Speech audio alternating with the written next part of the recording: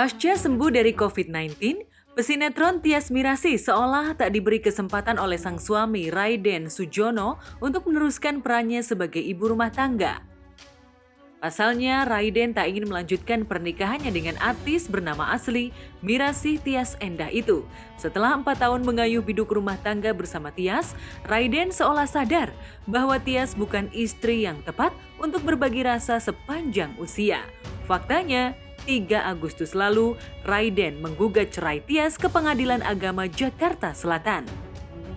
Mengajukan permohonan cerai terhadap istri yang bernama Mirasih Tyas Endah binti Sirman Widiatmo. Perkara tersebut telah masuk ke Kepaniteraan Register Kepaniteraan Pengadilan Agama Jakarta Selatan dengan nomor 2663 PDTG 2021 PEGS yang didaftarkan secara import tertanggal 3 Agustus tahun 2001. Jadi kalau suami yang mengajukan itu bentuknya permohonan, walaupun bentuknya gugatan, jenis perkaranya gugatan, tapi bentuknya adalah permohonan agar diberi izin mengikrarkan talak di depan sidang Pengadilan Jakarta Selatan. Pemohon mengajukan permohonan melalui kuasa hukumnya yaitu Dave Adevita SHMH, Bernard Junjungan SHMH, Pantas Manado SH secara Ya, alasan Raiden menggugat cerai Tyas masih belum diketahui musababnya. Tapi netizen yang super nyinyir ramai bergunjing, Raiden menggugat cerai Tyas lantaran artis yang pernah terseret kasus prostitusi online itu tak bisa memberinya keturunan. Lalu benarkah Raiden juga lelah melihat gaya hidup Tyas yang mewah bak sosialita?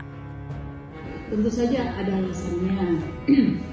Alasannya antara lain pemohon sebagai suami tentu harus ada melampirkan data-data, harus mengungkapkan apa data-data dia, baik itu umur, pekerjaan, agama, tempat tinggal, dan lain sebagainya. Itu data dari pemohon, itu kan alasan. Juga data dari termohon atau istrinya Mirasih Tyas Endah, data-datanya umur, nama, umur, tempat tanggal lahir, agama, dan tempat tinggal. Selain itu alasan lain, ada hubungan hukumkah antara pemohon dengan termohon, itu alasan. Selain itu alasan lain, ada hubungan hukumkah antara pemohon dengan termohon, itu alasan. Hubungan hukumnya apa? Antara pemohon dengan termohon terikat perkawinan yang sah. Karena pernah menikah, ada akte nikahnya, sehingga ada hubungan hukum. Selain itu alasan lain, kenapa sampai pemohon mengajukan permohonan untuk diberi izin mengikrarkan talak di depan sidang Pengadilan Agama Jakarta Selatan, tentu ada alasannya. Namun secara spesifik alasan apa yang dia ungkapkan itu kami belum bisa menyampaikan secara spesifik karena ini perkara baru mulai dalam proses.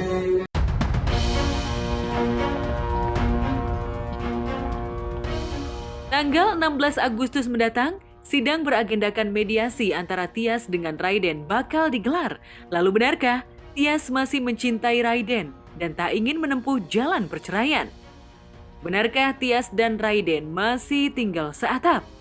Berarti artinya kalau misalkan sudah talak seperti itu, apakah masih boleh tinggal satu rumah atau seperti apa sih, Bu? Ini belum talak, ini baru permohonan pengajuan izin untuk mengikrarkan talak. Perkara tersebut telah ditetapkan hari sidangnya dengan agenda sidang pertama, yaitu nanti tanggal 16 Agustus tahun 2021, tepatnya hari Senin.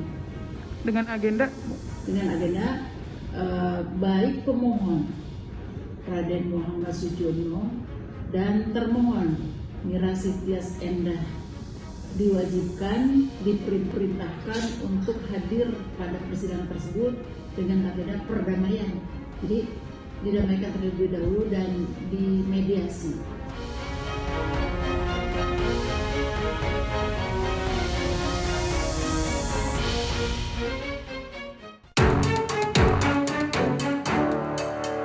Setelah menunggu 2 bulan, Nindi Ayunda akhirnya bisa bernafas lega. Banding yang diajukan Askara Parasadi Harsono terhadap putusan cerai yang dijatuhkan Majelis Hakim Pengadilan Agama akhirnya ditolak oleh Pengadilan Tinggi Agama Jakarta Selatan. Fakta itu diungkapkan oleh Humas Pengadilan Agama Jakarta Selatan ketika disambangi tim MNC Media. Menurut Taslimah, pertanggal 6 Juli lalu, banding yang diajukan Askara resmi ditolak alias tidak dikabulkan. Artinya, Nindi dan terpidana kasus narkoba dan senpi ilegal itu resmi bercerai. Lalu benarkah Pengadilan Tinggi juga memutuskan hak asuh anak jatuh ke tangan Nindi? Untuk Nindi Ayunda, Anindya Yandires Ayunda, perkara dengan nomor perkara nomor 230/2021 PJS telah diputus oleh Pengadilan Tinggi Agama Jakarta. Tanggal putusannya adalah tanggal 6 Juli 2021. Isi putusannya adalah pertama, mengabulkan permohonan pemohon banding. Terus menguatkan putusan Pengadilan Agama Jakarta Selatan. Putusan Pengadilan Agama Jakarta Selatan atas perkara tersebut pertama adalah amarnya dalam eksepsi menolak eksepsi dari tergugat. Terus dalam pokok perkara pertama mengabulkan gugatan penggugat untuk sebagian. Yang kedua menjatuhkan talak 1 bagi sukro dari tergugat Askara Parasadi Harsono bin Dedi Harsono terhadap penggugat Anindya Yandires Ayunda binti Fadlinus. Yang ketiga adalah menetapkan anak kedua belah pihak yang bernama Abirama dan Indra Harsono serta Akifa Dinara Parasadi Harsono berada dalam asuhan dan pemeliharaan dari penggugat dengan tetap memberikan akses kepada tergugat bertemu untuk mencurahkan kasih sayang. Lebih dari setengah tahun memperjuangkan status janda, Nindi bersyukur Pengadilan Tinggi berpihak padanya. Tapi hatinya belum 100% tenang karena kabarnya pihak Askara akan mengajukan kasasi ke Mahkamah Agung. Andai itu terjadi, Nindi dan Askara mengikuti jejak Maya Estianti dan Ahmad Dhani, serta Halimah Agustina Kamil dan Bambang Triatmojo yang menempuh jalan cerai sampai ke tingkat kasasi. Lalu benarkah pihak Askara keberatan dengan nafkah anak yang diputuskan oleh Pengadilan Tinggi? Menghukum kepada tergugat untuk memberikan nafkah terhadap kedua orang anak tersebut sejumlah minimal 10 juta rupiah per bulan melalui penggugat dengan kenaikan 10% setiap tahun terhadap kewajiban tersebut dan beban biaya perkara. Itu isi putusan Pengadilan Agama Jakarta Selatan. Isi putusan tersebut apakah sudah diterima oleh pihak baik pembanding maupun terbanding, kita belum tahu. Kalau dia sudah terima, apakah dia upaya hukum atau tidak. Kalau sudah tidak melakukan upaya hukum dan telah berkekuatan hukum tetap, barulah terbit akte. Jadi kita lihat dulu apakah dia akan upaya hukum kembali untuk kasasi atau gimana, kita lihat dulu nanti prosesnya.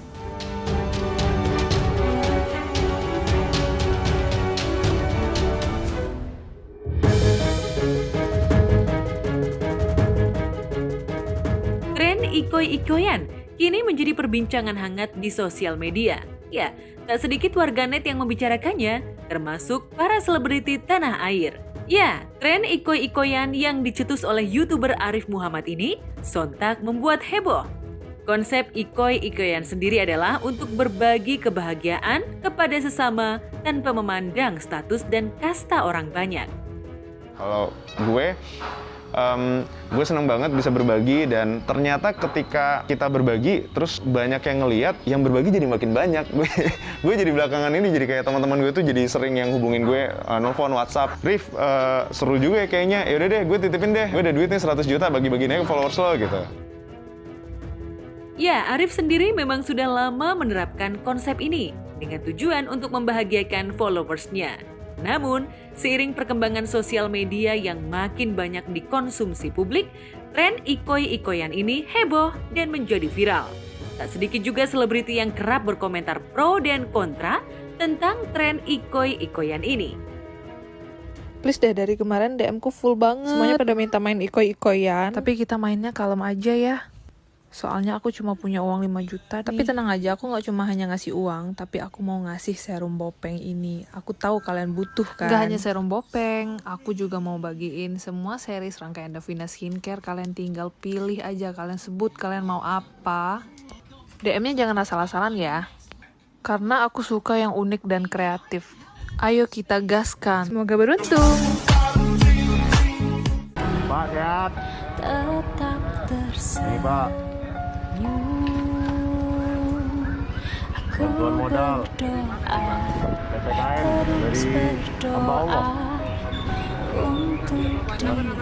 Putra Siregar.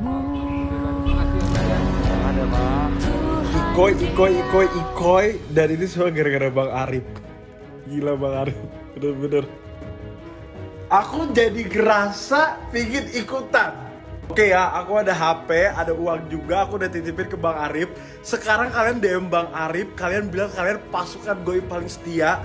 Cuma aku kasih tahu dia orangnya suka licik. Jangan lupa follow. Itu triknya dia, aku udah tahu. Jangan lupa follow dia, guys. Ya, berbagi kepada sesama tanpa memandang status memang hal yang terpuji.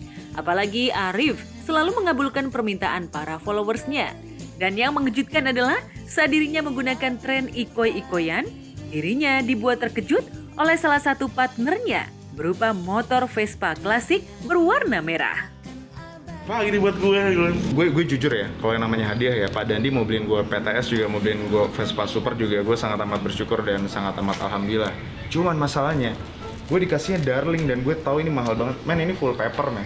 Gini, setahu gue ya, Vespa Darling ini ada grupnya, ada grup sosial medianya. Jadi yang punya Darling itu orangnya itu aja muter.